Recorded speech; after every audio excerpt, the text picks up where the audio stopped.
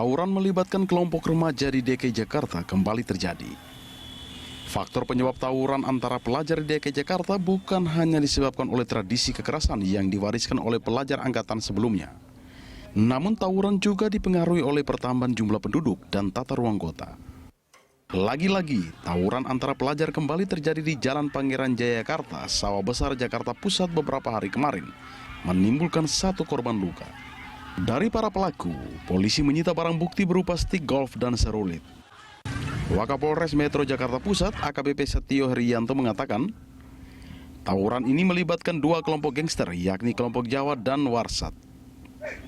7 pelaku yang ditangkap berasal dari kelompok Jawa, sedangkan 2 lainnya dari kelompok Warsat. Kedua kelompok ini melakukan siaran langsung di Instagram saat melakukan tawuran. Aksi tawuran ini bermula dari saling tantang di media sosial. Akibat tawuran ini, 1 pelajar berinisial MAS mengalami luka robek dan luka bacok akibat dari senjata tajam jenis cerulit. Korban saat ini sedang menjalankan perawatan di Rumah Sakit Tarakan, Jakarta Pusat. Dari tangan para pelaku, polisi menyita barang bukti berupa stik golf dan serulit. Pasca insiden tersebut, polisi terus melakukan cyber patrol dan juga peran humas di lapangan agar sigap menanggapi berita-berita yang ada di lingkungan masyarakat.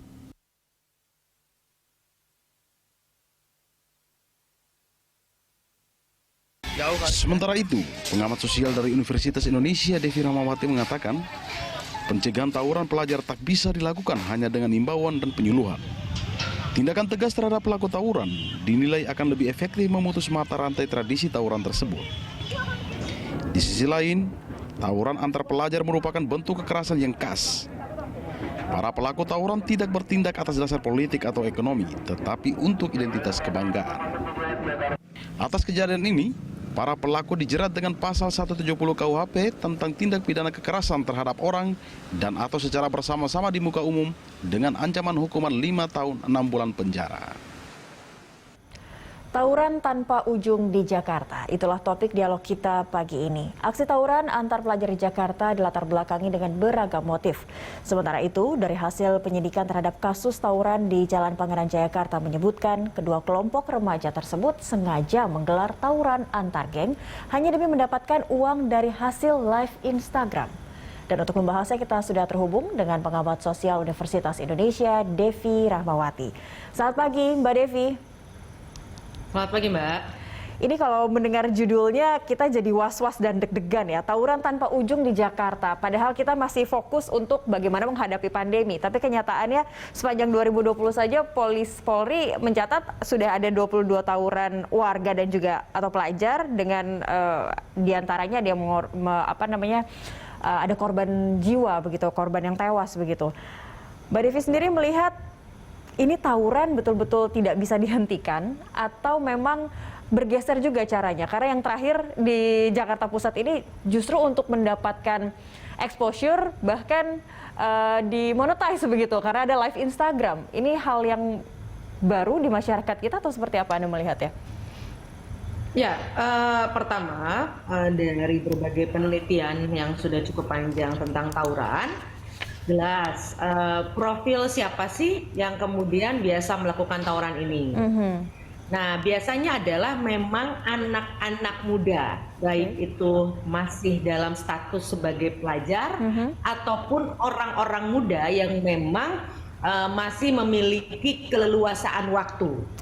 Ini yang menyebabkan mereka kemudian bisa dengan mudah memiliki kebebasan untuk bisa melakukan banyak hal karena belum memiliki tanggung jawab apapun. Baik. Oleh karenanya, kalau tadi judulnya yang tak berujung, selama masih ada anak muda yang merupakan pasti anak kandung zaman, maka potensi hadirnya tawuran akan terus ada. Karena bicara tawuran yang dilakukan oleh anak muda, tidak sesederhana melihat ini sebagai pertarungan antar geng orang dewasa yang bisa jadi ditengarai karena urusan ekonomi. Bagi remaja, pertarungan ini adalah arena mereka, panggung mereka untuk menunjukkan siapa jati diri mereka. Karena berdasarkan lagi-lagi penelitian yang panjang, mereka-mereka yang hadir di jalanan adalah biasanya anak-anak yang memang tidak memiliki panggung di tempat lain. Baik. Artinya mereka adalah sebenarnya korban dari tidak adanya ruang lebih untuk bisa merangkul mereka. Sehingga kemudian energi berlebih yang memang hitohnya remaja itu membutuhkan satu ruang ekspresi. Ya. Jalananlah yang kemudian menjadi pilihannya. Baik. Ya, Mbak Devi, ya maaf saya potong. Ini artinya kalau kita lihat nampaknya bisa dituntaskan begitu ya solusinya dengan memberikan mereka kesibukan, karena tadi kan ini anak muda yang masih banyak keluangan waktu begitu, lalu memberikan mereka panggung untuk berekspresi. Ini sebenarnya apakah hanya semudah itu? Karena ini adalah kayak seperti ada motif yang baru begitu, saling mengundang lawan mereka lewat direct message di Instagram, bahkan di live kan begitu di Instagram. Artinya ada yang menonton juga. Ini berarti hal yang baru atau memang sekedar panggung saja begitu buat mereka? Pertama, bicara saling mengundang dan sebagainya bukan hal baru, hanya saja sekarang difasilitasi oleh teknologi. Jadi daya sosialisasinya menjadi semakin luas, tapi juga semakin mempermudah bagi mereka tanpa harus memobilisasi di jalanan. Mereka dengan mudah melakukan mobilisasi di ruang media sosial. Nah, kenapa kemudian ini bisa terjadi bukan hanya karena persoalan panggung, tapi memang penting adanya pola asuh. Artinya kalau anak-anak ini kemudian mendapatkan pendampingan yang melekat dari orang-orang tuanya, melekat itu bukan berarti kemudian dikekang ya. Ini ada persoalan komunikasi antara orang tua dan anak, ada persoalan pendisiplinan terhadap anak di luar rumahnya. Karena kita tahu ada kecenderungan bahwa orang-orang tua sekarang sebagian itu melepaskan kendali kepada anaknya. Bayangkan, kita tahu bahkan jauh sebelum pandemi sekalipun, kita tahu bagaimana mungkin ada anak jam 12 malam, jam 1 malam pakai motor di bawah usia yang semestinya belum bisa mengendarai motor, itu bersama teman-temannya. Kalau itu tidak difasilitasi, tidak direstui oleh orang tua, maka hal tersebut tidak akan terjadi. Nah, ada persoalan juga ketika kemudian mohon maaf orang tua misalnya melihat dengan memberikan fasilitas kendaraan, memberikan fasilitas handphone terbaik, itu menjadi pertanda bahwa orang-orang tua sudah menjadi orang tua terbaik bagi anak-anaknya. Sehingga kasih sayang yang berbasis materi ini ketika kemudian tidak dibarengi dengan pola asuh yang juga cukup melekat, maka ini yang berpeluang terjadi. Karena bagi sebagian anak ini adalah sesuatu hal yang menyenangkan, tanda kutip. Boleh ditanya di hasil wawancara dengan anak-anak tersebut, buat mereka ini adalah permainan. Belum lagi ditambah pengaruh media juga. Tontonan-tontonan mereka yang dimana mereka melihat menjadi gagah sekali. Ketika misalnya dari 2001 ada judul film yang namanya Fast and Furious gitu ya, yang sekarang udah beberapa jilid. Itu salah satu juga yang mengilhami anak-anak, dan itu hal yang dari era tahun 60-an penelitiannya clear, anak-anak dan remaja itu paling mudah untuk kemudian melakukan imitasi atau fotokopi dari apa yang mereka misalnya lihat, tayangan yang mereka lihat. Baik. Nah, pola asuh komunikasi orang tua ini kembali lagi menjadi bentengnya yang bisa menjaga anak-anak ini supaya cari panggungnya tidak di luar, cari panggungnya tuh betul-betul ekspresinya positif begitu. Tapi satu hal lagi yang menarik adalah Mbak Devi, sudah hampir 1,5 tahun para pelajar, teman-teman yang sekolah ini justru ada di rumah begitu. Apakah ini sebenarnya bentuk katalisasi emosi mereka karena sudah jenuh di dalam rumah, atau itu tadi karena ada media yang justru malah bisa mendekatkan yang jauh nih, tetap bisa saling memprovokasi begitu dengan media sosial. Anda melihatnya seperti apa? Dan ini karena kan kita masih hybrid juga ya pembelajaran ya, jangan sampai begitu sekolah bukannya belajar malah tawuran begitu. Ya tadi jauh sebelum pandemi pun, karena tadi yang pelakunya adalah remaja yang memang ini adalah persoalan identitas tadi, maka nggak ada urusannya dengan pandemi. Oke. Jadi Pandemi artinya aja ya, semangat tawurannya tetap. Betul, artinya, nah ini tadi peran keluarga sebagai benteng pertama di rumah.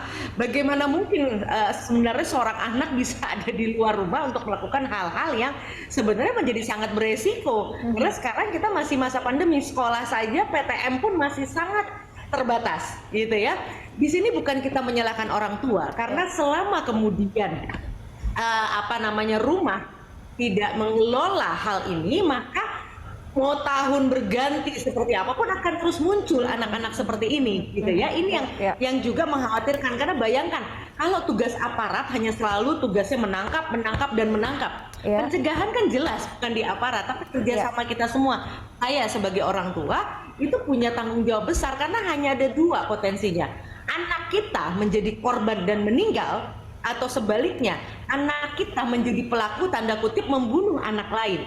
Apakah orang tua siap dengan dua potensi tersebut? Kalau dua-dua itu tidak menjadi opsi, semestinya kita tidak perlu khawatir menegakkan kedisiplinan di rumah kita. Oke, orang tua kita bukannya ingin mensimplifikasi, tapi memang kembali lagi disiplin dan pola asuh di rumah begitu ya, yang membuat anak-anak kita ini akhirnya itu tadi kembali lagi tidak cari panggung yang negatif di luar sana, bahkan bisa sampai menyebabkan korban begitu ya, meregang nyawa. Baik, itu kalau pelajar Mbak Devi, tapi tawuran di Jakarta ini tidak hanya pelajar. Kadang kita tahu ada musimnya begitu dalam tanda kutip, ini juga tawuran antar geng warga begitu. Nah, ini apa nih kalau misalnya orang dewasa atau tawuran antar warga yang terjadi, motifnya dan biasanya dilatar belakangi seperti apa? Ya, kalau orang dewasa biasanya lagi-lagi pasti yang memang belum memiliki kesibukan yang lagi-lagi itu ya. Ada potensi mereka adalah pelaku-pelakunya tidak sepenuhnya sudah memiliki pekerjaan yang tetap misalnya. Nah, ini tentu saja menjadi tantangan kita semua, bahkan tantangan di seluruh dunia, karena kan ekonomi pandemi saat ini. Kita tahu memang tidak mudah kemudian lapangan pekerjaan dan sebagainya. Walaupun sebenarnya dengan kehadiran media sosial, kalau mereka sudah mengerti bagaimana mengkapitalisasi atau mendapatkan uang dari media sosial, ini sebenarnya sebuah semangat yang bagus kalau kemudian tinggal diarahkan cara mencari uangnya, bukan dengan mencari produk-produk informasi yang sensasi dan kontroversi. Nah, seharusnya bisa dikembangkan, mereka membuat sesuatu, menjual atau membuat konten dan sebagainya, itu pun bisa mendatangkan pendapatan, konten yang positif tentunya ya. Nah, karena artinya boleh mereka ingin viral, karena dari viral misalnya bisa mendapatkan uang, tapi kalau ini sifatnya sensasi dan kontroversi, maka pertaruhannya adalah jelas penjara. Nah, ini yang kemudian mungkin belum banyak dipahami dan disadari oleh adik-adik kita, teman-teman pemuda kita. Oke, bahkan mungkin sebenarnya kesempatannya jangan dimanfaatkan untuk tawuran di jalan ya. Bisa jadi influencer mendadak mungkin di selama pandemi ini, itu jauh lebih positif begitu ya Mbak Devi ya. Baik, kita masih ada satu segmen lagi untuk membahas sebenarnya tawuran di Jakarta yang terkesan tanpa ujung ini bisa tidak sebenarnya sih diselesaikan, dan pendekatan-pendekatan seperti apa yang bisa dilakukan kalau dari sisi pelakunya pelajar atau mungkin dari warga di sekitar kita. Kita akan lanjutkan perbincangan ini di Morning Talk pemirsa. Kami akan kembali usai jeda.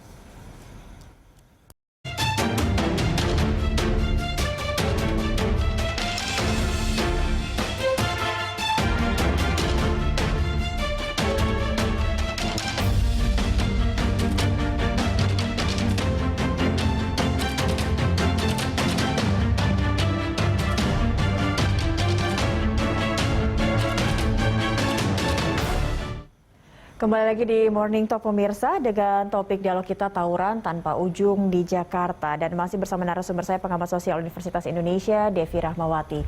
Mbak Devi, kalau kita menuju ke pelajar terlebih dahulu, ini apakah memang sudah ada pergeseran nilai juga begitu dari generasi-generasi kita melihat memandang tawuran sebagai ekspresi mereka, atau ya hanya sekedar ingin menunjukkan siapa yang lebih, ya ekspresi diri sih sebenarnya, yang menunjukkan siapa yang lebih kuat, siapa yang lebih jagoan begitu, atau ada hal lain yang sebenarnya yang bisa memicu mereka, meskipun mungkin sudah sibuk juga sih sebenarnya dengan aktivitas yang lain begitu.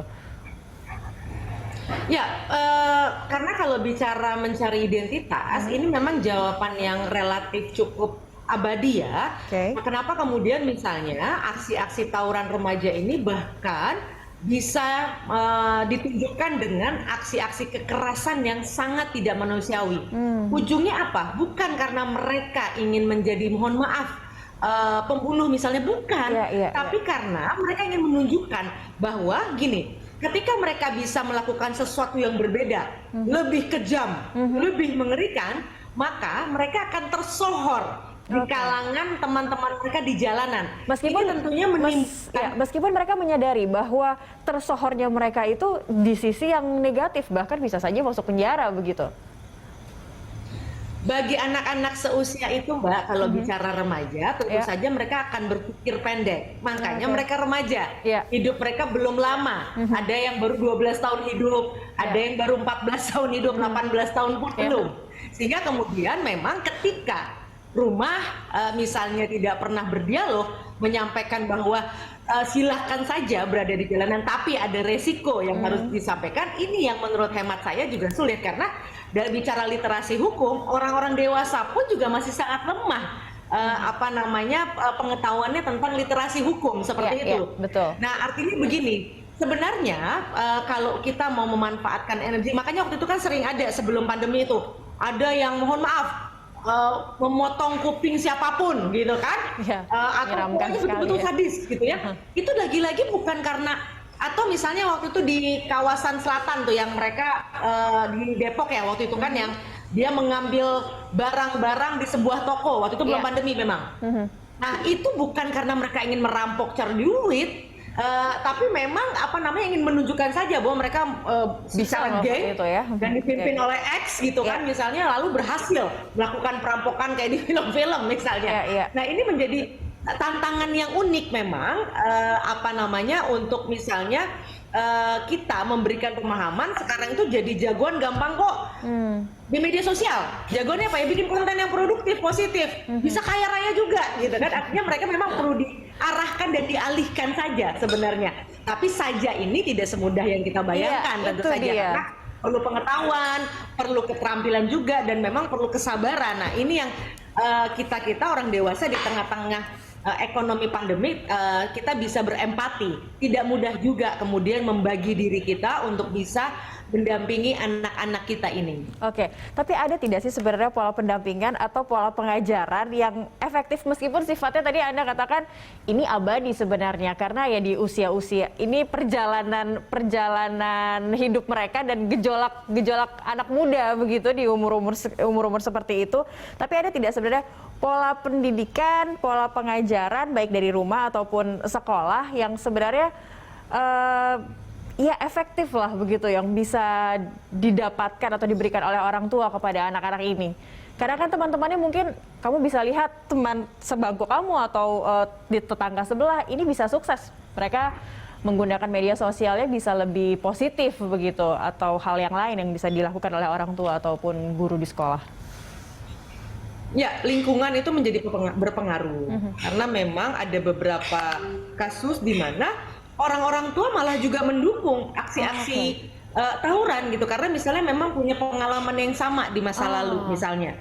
Nah, ini juga menjadi kasus-kasus spesifik yang juga menunjukkan bahwa lagi-lagi lingkungan itu berpengaruh terhadap cara pandang anak-anak, melihat lingkungannya juga, melihat anak-anak lain, melihat kekerasan sebagai jalan keluar untuk menunjukkan jati diri atau menyelesaikan persoalan.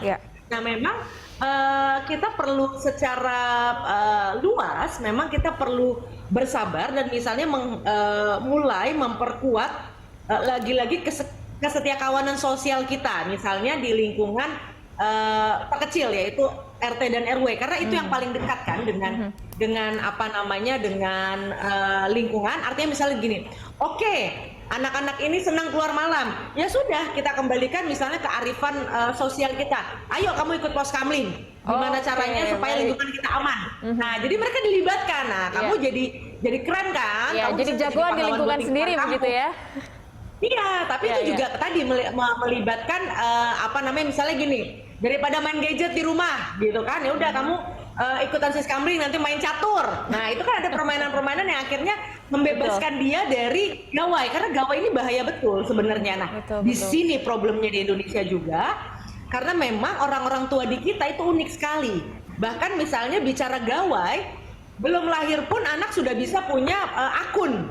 Padahal aturan di luar negeri itu minimal ada media sosial, kalau lihat di platformnya minimal 13 tahun. Betul. Artinya pembuat platform sudah tahu betul yang namanya anak-anak tuh belum saatnya untuk ikut segala rupa media sosial itu. Karena mereka belum paham ini untuk apa dan manfaatnya seperti apa dan banyak mudaratnya gitu ya. Nah, ini yang sulit karena memang justru mohon maaf orang tua sendiri yang mengakali hal tersebut. Lagi-lagi sebenarnya bicara kebijakan rumah ini penting. Anak jangan dibiarkan kemudian benar-benar 27 jam bahkan dengan gawainya. Karena alasannya nanti anak sekolah. Loh, padahal sekolah nggak juga 27 jam kan. Oh, alasannya nanti yang kedua cari bahan. Padahal saya sebagai seorang dosen itu nggak mudah loh di antara samudra informasi mencari informasi yang benar. Kalau memang ada PR anak, kita downloadkan. Lalu kemudian anak itu menonton di saat tanpa harus ada wifi.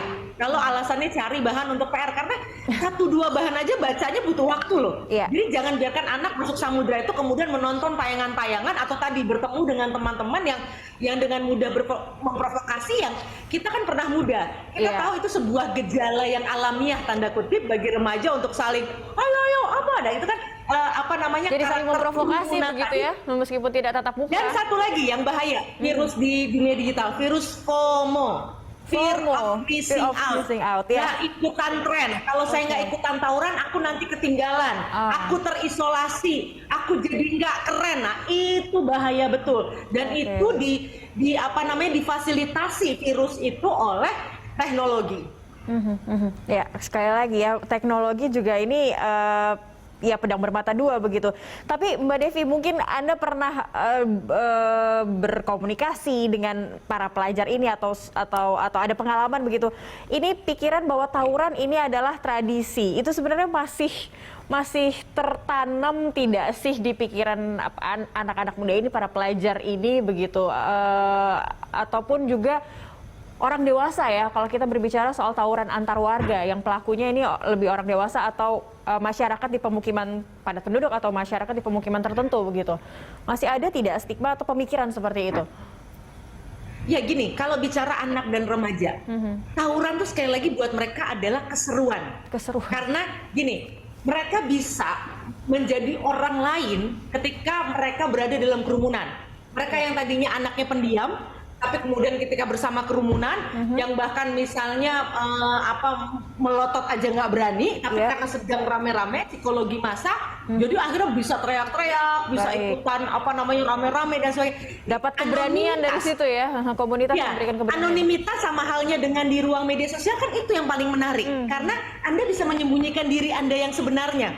Betul. Di tengah-tengah kerumunan, di tengah-tengah media sosial ini yang kemudian membuat ini semacam tanda kutip hiburan atau tanda kutip tamasya singkat bagi para remaja gitu kan. Energinya memang berlebih, terus mereka bisa tertawa bersama, lalu merasakan glory yang bersama-sama ketika misalnya berhasil mengalahkan, itu adrenalinnya kan memang berbeda. Wah, kita menang, ibaratnya Anda juara olimpiade, juara lari, itu kan seperti itu. Dan ini apalagi dilakukannya bersama-sama. Kalau olahraga kan Anda sendirian, misalnya jago renang, jago apa. Kalau tim paling banyak sepak bola. Nah, itu kan nggak semuanya bisa masuk jadi tim sepak bola kan. Nah, akhirnya jalan kemudian misalnya menjadi alternatif hal tersebut, yang artinya sebenarnya tidak bisa dibenarkan. Kalau kemudian orang tua dan sekolah gitu ya, kita sama-sama memfasilitasi anak-anak kita ini. Tapi memang tantangannya di ruang pandemi dan digital, ini memang perlu strategi baru.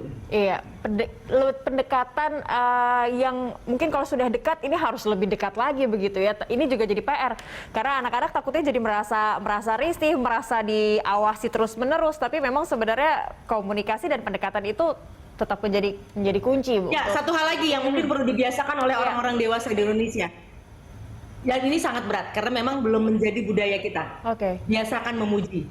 Memuji. Karena sebenarnya anak-anak itu hanya membutuhkan pujian salah satunya. Dan di kita cukup hemat untuk melakukan pujian.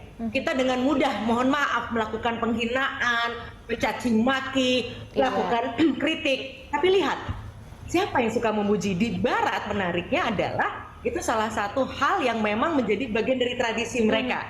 Nah, karena sebenarnya anak-anak itu hanya ingin merasa bahwa mereka juga berarti. Betul. Nah, ini yang menumbuhkan percaya diri mereka juga ya.